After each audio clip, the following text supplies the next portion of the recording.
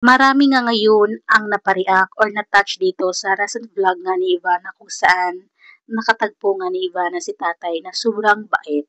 Sa recent vlog kasi ni Ivana ay nagpapapanggap siya na isa siyang buntis kung saan nangangailangan siya ng tulong at gusto niyang kumain pero wala siyang pera. At ayan nga, nagkusa o nagbigay nga si Tatay Jesus ng 10 piso kay Ivana para makakain si Ivana. Ang bait, 'di ba?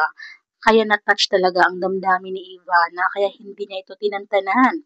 At gustong-gusto niya talagang tulungan si Tatay Jesus at marami silang pinagkwentuhan. At kinabukasan nga, ayan si Ivana may dala ng bigas, pagkain, damit, shirt, at kahit ano pa. Yung request nga ni Tatay Jesus, ito yung mga request niya na gusto niya. Ayan, new t-shirt na siya.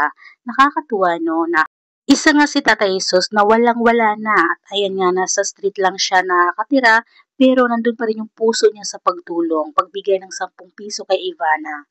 Dahil naawa nga siya kay Ivana dahil gustong kumain ito. O di ba ang bait? Kaya sobrang na-touch din ang damdamin ni Ivana dito kay Tatay Jesus. At soon malalaman natin kung ano nang ang karugtong dito sa kwento na ito dahil gustong-gusto talaga ni Ivana na tulungan ito.